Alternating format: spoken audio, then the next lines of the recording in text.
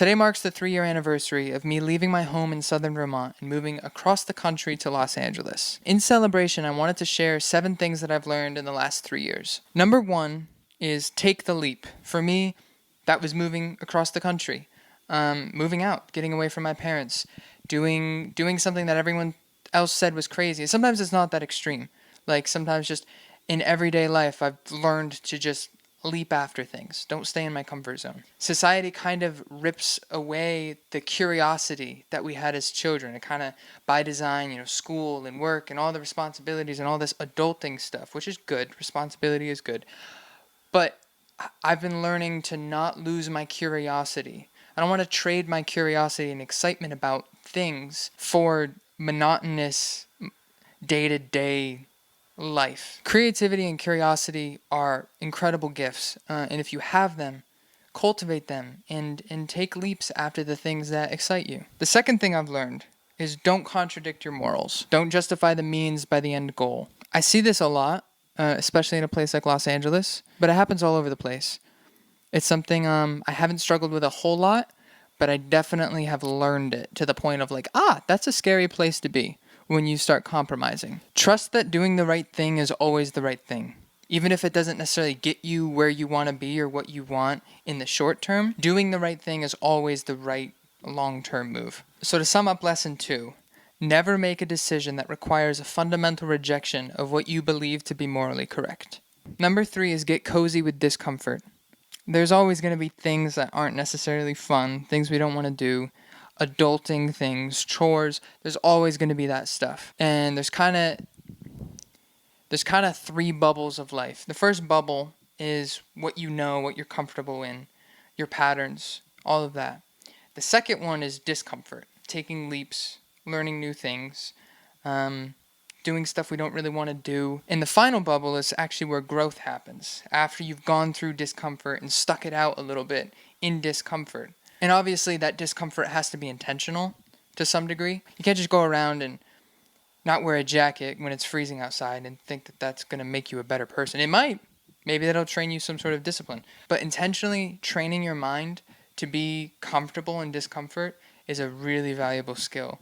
And that's something I haven't learned yet, something I'm working on. And oftentimes what we fear is just projected fear. It's fear of what if they say no, or what if they don't like me, or what if I fail or mess up. All of that is an indication that we're not managing our fear and stress well. Oftentimes we just allow that opinion or that fear of failure to entirely cripple us and keep us from doing. So I've been trying to get comfortable knowing that my entire life is going to be a journey of being uncomfortable. And not only do I want to be okay with that, I want to be joyful in that. Knowing that, okay, this is how I grow, this is how I get better. Number 4, get better at playing offense. So this lesson is a big one, and I could spend an entire video just talking about this on a personal level. But for me, the biggest thing was when there's a problem, instead of going, I'll deal with that later, address it right then and there aggressively. Otherwise, that problem will usually grow and become bigger. And also, it doesn't feel good to procrastinate problems. It feels so much better to get it done right away, and it's much more professional. And it's something I'm still working on. I haven't figured out entirely how to play offensively, but it's something I'm working on. I'm getting better at dealing with problems immediately, and that's relational problems also. And you have to handle all of this with humility and love when it comes to dealing with people, but oftentimes there's uncomfortable situations or miscommunications that are much better to deal with right off the bat, and just let the cards fall where they may, and just address things truthfully and honestly and lovingly. When there's things to be done, do them well and do them immediately. Number 5, I can change my mind. That's fairly self-explanatory, but I'll go into it a little bit. I make the best decisions I know how to make with the information that I have. Oftentimes that information changes, and sometimes it changes a split second later. Sometimes I'll be talking to myself, talking through a problem or something, say something out loud and immediately realize, oh wait, it's actually the opposite of that. I grew up thinking that if I said something, I had to stick to it. And that's true. Your word is important and valuable, and you need to be trustworthy and dependable. But not when you make a decision and then realize that that decision isn't right, or you believe something and find out more information and you change your mind on it. Now, that doesn't mean use that as an excuse to not be dependable or not to show up. Like if I tell someone I'm going to be somewhere at a specific time, unless something drastic changes where I decide it's unsafe for me to go there, or whatever the case could be, I'm going to show up and be there. And if I'm not, I'll take responsibility. I'm not going to make up some excuse. I said like, oh yeah, well I got, stuck in traffic, LA people. And so it's not to use it as an excuse. When something doesn't sit right, you sign a contract, you take a meeting, you go to a writing session, whatever it is, and something just doesn't sit right, or you have new information that makes you change your mind, that is okay. Hopefully that makes sense. Context is crucially important. I've learned that it doesn't matter how much you know or you think you know about a particular topic, the framing of that information could shift, and all of a sudden what you thought you knew is like totally irrelevant.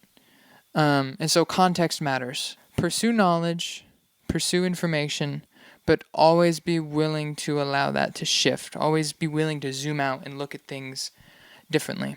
The seventh and final thing on my list for this video is, let me look at my notes. Things don't usually play out the way you expected them to. And that's fantastic, by the way, because oftentimes the way we expected it or wanted it to go, we probably weren't ready for, or wasn't as glamorous or as perfect as we thought it would be. So I've had to learn to trust the process and be really patient about things. Being willing and able to adapt is super important. Instead of dwelling and complaining, focus your attention on how you react. So often things go sideways or differently than I expected.